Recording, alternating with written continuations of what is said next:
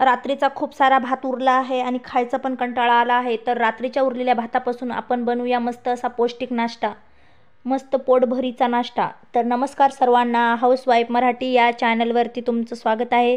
तर मी रात्रीचा भात उरला होता, त्यापासून मी मस्त असा स्वादिष्ट नाश्त्याची रेसिपी तुम्हाला दाखवत आहे. चला तर व्हिडिओ शेवटपर्यंत बघा. तर मी रात्रीचा भात मिक्सरच्या भांड्यामध्ये बारीक पेस्ट बनवून घेतली, तर खूप छान भन्नाट असा नाश्ता तयार होतो.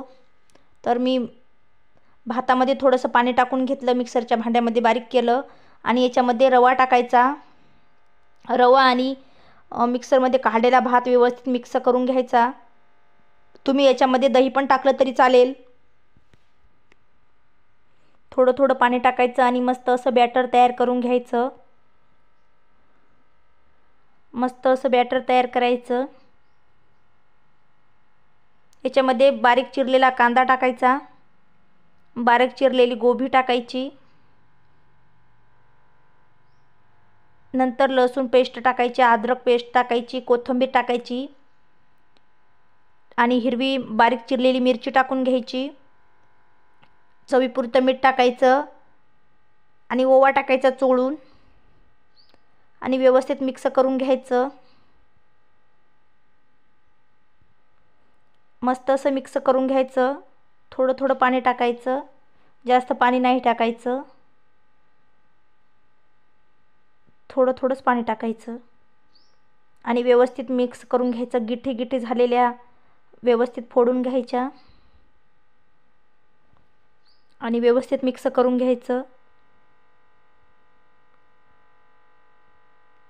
10 मिनिटासाठी झाकून ठेवायचं.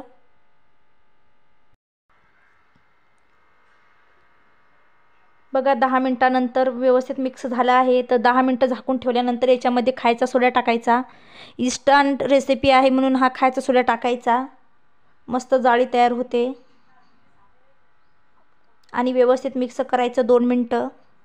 खायचा सोडा व्यवस्थित मिक्स करून घ्यायचा. तुम्ही याच्यामध्ये तडका टाकला तरी चालेल. आता मी आप्पे पॅन गरम केला आहे, याच्यामध्ये थोडं थोडं तेल टाकून घेते. थोडं थोडं तेल टाकायचं आणि याच्यामध्ये बॅटर टाकून घ्यायचं. थोडं थोडं बॅटर सर्व भांड्यामध्ये टाकून घ्यायचं.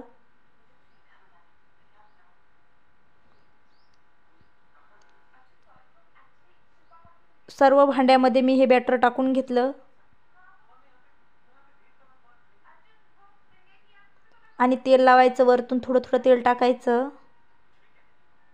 तुम्ही जर चॅनलला सबस्क्राईब केलं नसेल तर लगेच सबस्क्राईब करून घ्या नवनवीन रेसिपीज व्हिडिओ पाहण्यासाठी. तर मी 5 मिनिटं झाकून ठेवलं होतं. 5 मिनिटानंतर आता हे नाश्ता पलटून घेते. बघा किती मस्त असा नाश्ता तयार झाला आहे. तुम्हाला जर ही माझी रेसिपी आवडली असेल तर लाईक करा, शेअर करा, सबस्क्राईब करा आणि कमेंट करून नक्की सांगा ही रेसिपी कशी वाटली ते. तुम्ही नक्की बनवून बघा, तुम्हाला पण खूप आवडेल.